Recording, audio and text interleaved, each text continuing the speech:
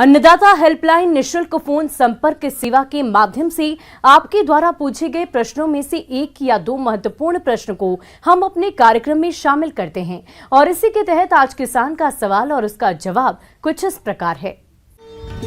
अन्नदाता निशुल्क फोन संपर्क सेवा के माध्यम से पूछे गए प्रश्नों में से आज हमने जिस प्रश्न को कार्यक्रम में शामिल किया है उसे पूछा है ग्राम बोरतलाब, जिला बांसवाड़ा के कृषक रमेश कुमार ने।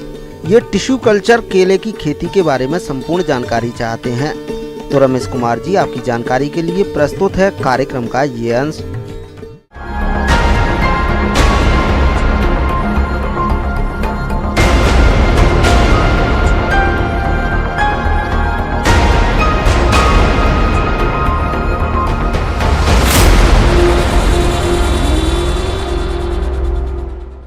किसान भाइयों, सबसे पहले केले की खेती बहुत पुरानी हो रही है, बहुत पहले से चल रही है, लेकिन वो पुरानी तकनीक से जो खेती हो रही थी वो उसमें किसानों को बहुत कम फ़ायदा हो रहे थे। केले के खेती के लिए उपयुक्त जो टेम्परेचर होता है वो 20 से 30 डिग्री के बीच में अच्छा माना जाता है। और वैसे भूमि पर भी हम लोग लगाते हैं जिसका जो क्षारीय होता है जो पीएच का रेंज होता है वो 5 से लेकर 8 के बीच में जिसका पीएच होता है वो उपयुक्त माना जाता है। इसको हम लोग उसी ज़मीन पे लगाते हैं जहाँ पानी का जमावट कम हो और पानी नहीं लगे और जहाँ पानी का निकासी अच्छी हो। और लगाने से पहले 15 दिन पहले हम लोग गड्ढा तैयार कर लेते हैं, उसमें उर्वरक दे देते हैं और जो भी उसमें उपचार करने के लिए हम लोग कार्बेंडाजिम का भी प्रयोग करते हैं। गर्म एवं सम जलवायु केला की खेती के लिए उत्तम होती है। अधिक वर्षा वाले क्षेत्रों में केला की खेती सफल रहती है। जीवांश युक्त दोमट एवं मटियार दोमट भूमि जिसमें जल निकास उत्तम हो उपयुक्त मानी जाती है। भूमि का पीएच मान 6 से 7.5 हो तो इसकी खेती के लिए उपयुक्त मानी जाती है। खेत की तैयारी के लिए 4-5 गहरी जुताई करके भूरा भूरा बना लेना चाहिए। भूमि की उर्वरता के अनुसार प्रति गड्ढा गोबर की खाद 10 किलोग्राम, नीम की खली 250 ग्राम, 300 ग्राम नत्रजन, 100 ग्राम फास्फोरस तथा 300 ग्राम पोटाश की आवश्यकता पड़ती है। फास्फोरस की आधी मात्रा पौध रोपण के समय तथा शेष आधी मात्रा रोपाई के बाद देनी चाहिए। टिश्यू कल्चर के माध्यम से बहुत से वैरायटी को तैयार किया है जिसमें मालभोग, चिनिया, G9 ये सब वैरायटी मुख्य है।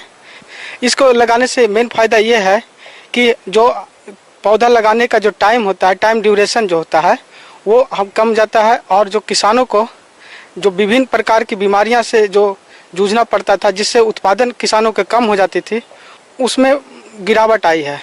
और जो टिश्यू कल्चर का प्लांट होता है उसमें बीमारी बहुत कम होती है, न के बराबर होती है। और इसमें जो फल लगते हैं वो बहुत अच्छे किस्म के होते हैं और पैदावार जो होते हैं 30 से 35 kg पर प्लांट प्राप्त होता है।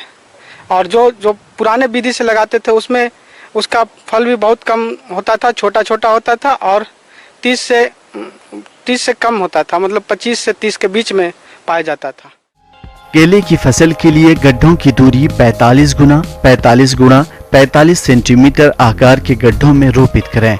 गड्ढों को धूप में खुला छोड़ दें, इससे हानिकारक कीट मर जाते हैं। रोपाई के समय पॉलीथीन बैग को अलग कर लिया जाता है। इसके बाद पौध की रोपाई 1.5 मीटर गुणा 1.5 मीटर पर करें। जड़ों को गड्ढे के मध्य में रोपित करें और मिट्टी के आसपास अच्छी तरह से दबाएं। टिश्यू कल्चर विधि से केला की रोपाई करने के फायदे: कीट और रोग मुक्त पौधे विकसित होते हैं। एक समान बढ़त और अधिक पैदावार के साथ कम समय में फसल की परिपक्व हो जाती है। इस विधि से वर्ष भर रोपाई संभव है क्योंकि विकसित पौधे वर्ष भर उपलब्ध कराए जाते हैं। कम अवधि में एक के बाद एक अंकुरण संभव है जो खेती में लागत कम कर देते हैं। कम अवधि में नई किस्में तैयार की जा सकती हैं और फसल की पैदावार बढ़ाई जा सकती है। जो टिश्यू कल्चर प्लांट है, टिश्यू कल्चर प्लांट को लगाने के लिए कोई समय नहीं होता है। इसको हम लोग किसी भी समय में लगा सकते हैं। इसको ये हर मौसम में अवेलेबल होता है।